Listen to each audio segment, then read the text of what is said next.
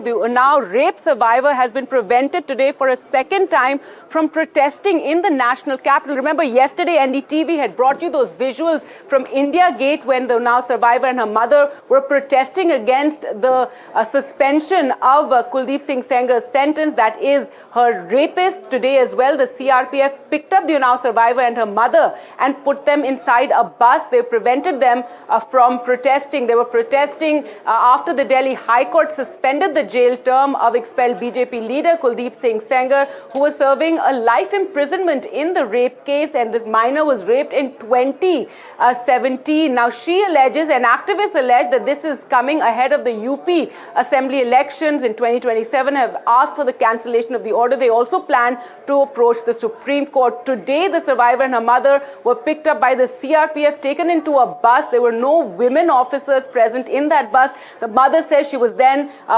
pushed out of the bus as well, and this is all to prevent them, they claim, from approaching the Supreme Court against the High Court's decision. Last night, the survivor, as we said, they protested at India Gate, where they were dragged and detained by the cops. Speaking on the suspension of the sentence, the survivor broke down, stating she felt like killing herself and termed the suspension as injustice.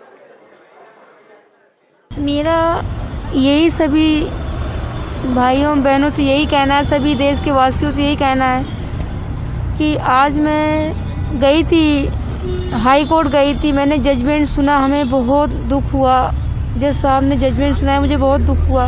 मुझे लगा कि मैं यहीं पे suicide कर लूँ अपना, लेकिन मैंने अपने बच्चों के बारे में सोचा, मैंने अपने परिवार के बारे में सोचा, इसलिए कुछ हिम्मत नहीं किया।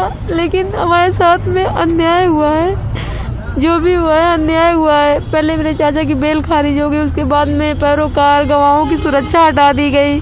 ऐसे रेप के आरोपी अगर बाहर आएंगे तो देश की बेटियां कैसे सुरक्षित रहेंगी, हम कैसे सुरक्षित रहेंगे, हमारे बच्चे कैसे सुरक्षित रहेंगे, परिवार कैसे सुरक्षित रहेगा।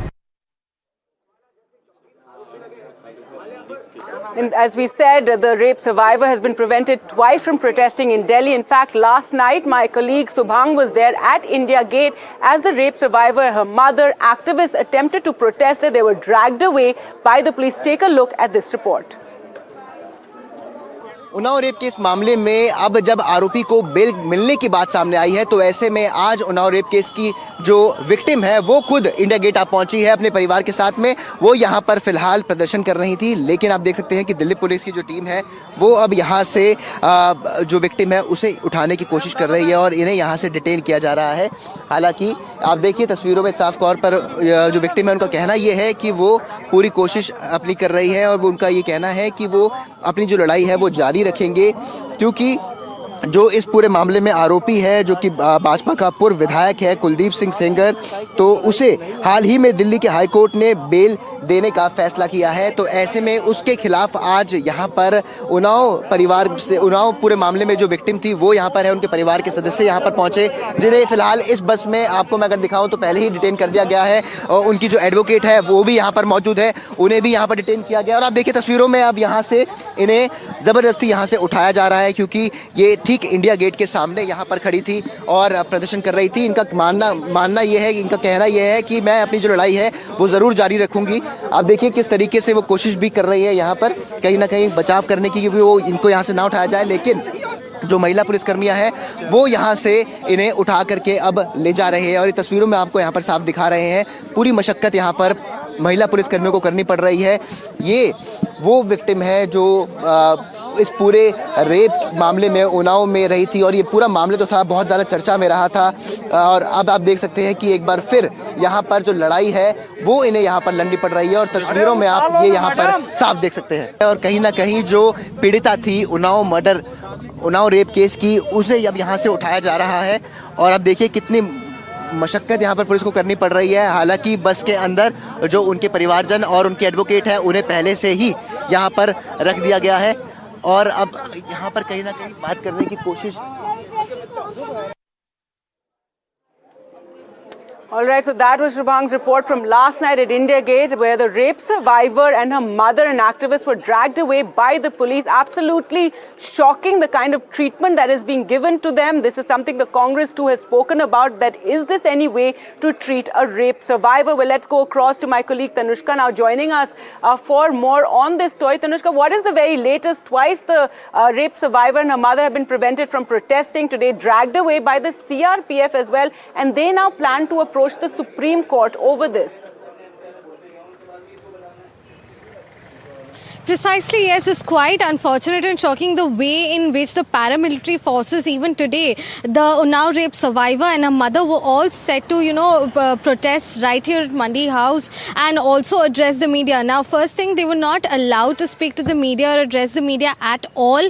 And they were being, pushed aside from interacting with the media as well, in fact, by the paramilitary forces present. We do understand also this, that, NDTV also saw itself, the rape survivor's mother being dragged onto the bus. She was, on the outside periphery of the bus, and then she was pushed off. This is the elderly mother of the rape survivor who was pushed off from a moving bus, after which their representative counsel, their lawyer and activist Yogita Bhayan, of course, took them back, took the mother especially back. So the rape survivor is being escorted by the CRPF forces. One of the CRPF forces also spoke to NDTV, saying that the mother and the rape survivor did not have the necessary permissions that are required to perform any sort of protest. Of course, this is with respect to Delhi High Court's relief that has been given to the rape accused BJP MLA Kuldeep Singh Sengar.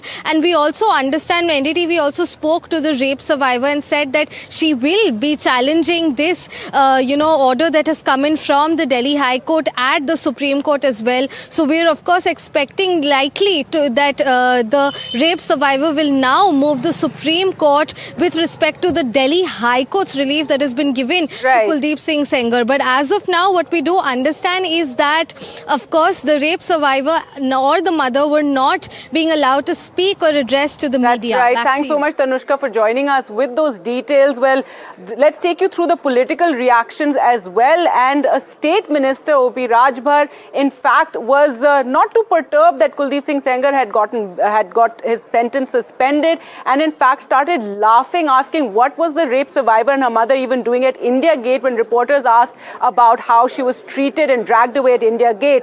Now, Congress leader and the leader of opposition, Rahul Gandhi, has spoken on social media about this, and he says, is this any way for a rape survivor to be treated? He says, is this her fault that she has the courage to come to Delhi and protest about the injustice done to her?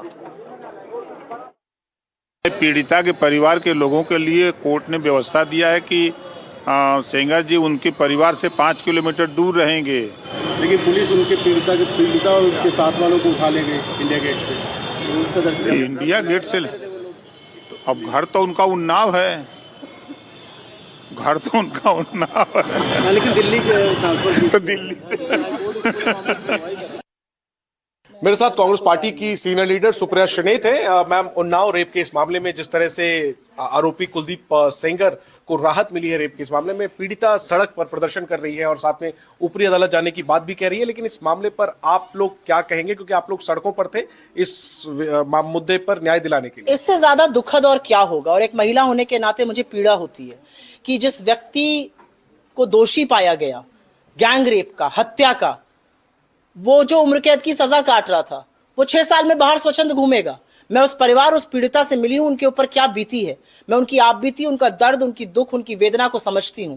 वो कितना सहमा हुआ है, वो कितनी दहशत में है परिवार। सिर्फ बेटी का गैंग रेप नहीं हुआ, पिता की और चाचा की हत्या हुई। और जब वो शांतिपूर्ण तरीके से इंडिया गेट पे मौन प्रदर्शन कर रहे थे, तो उनको दिल्ली पुलिस, अमित शाह की दिल्ली पुलिस ने आके बर्बरता से घसीटा, निशंसता की गई, उनको खींचा गया। ये कौन सा देश है? क्या ये देश लड़कियों के लिए नहीं है? हम अपनी बेटियों को क्या कह रहे हैं कि इस देश में आपके साथ कुछ भी हो जाएगा, न्यायपालिका आपके खिलाफ खड़ी होगी, ये देश आपके खिलाफ खड़ा होगा। मेरा अपना मानना है कि कोर्ट को स्वतः संज्ञान लेना चाहिए। कुलदीप सिंह सेंगर के खिलाफ कार्रवाई भी नहीं करी थी उत्तर प्रदेश सरकार जब तक कोर्ट ने इंटरवीन नहीं किया था। फाइनली वो दोषी पाए गए। अब जब वो 6 साल में रिहा किए जा रहे हैं, ये एक सभ्य समाज पर धब्बा है। कोर्ट को स्वतः संज्ञान लेकर अपने फैसले पर पुनर्विचार करना चाहिए और इस देश की बेटी को सम्मान और उसका हक देना चाहिए। बिकॉज अगर वो ऐसा नहीं करते हैं तो आप आधी आबादी को क्या संदेश दे रहे हैं कि आपके साथ कुछ भी हो जाए हमें कोई फर्क नहीं पड़ता है। उन्नाव रेप केस नहीं, मुझे कुछ नहीं कहना। सॉरी इंडिया, भारत की बच्चियां, वी आर एक्सट्रीमली सॉरी। हमारे पास कोई प्रावधान नहीं है, हमारा कोई चरित्र नहीं है कि आपको हम कह सके कि आप महफूज हैं। रिपब्लिक शर्मिंदा है।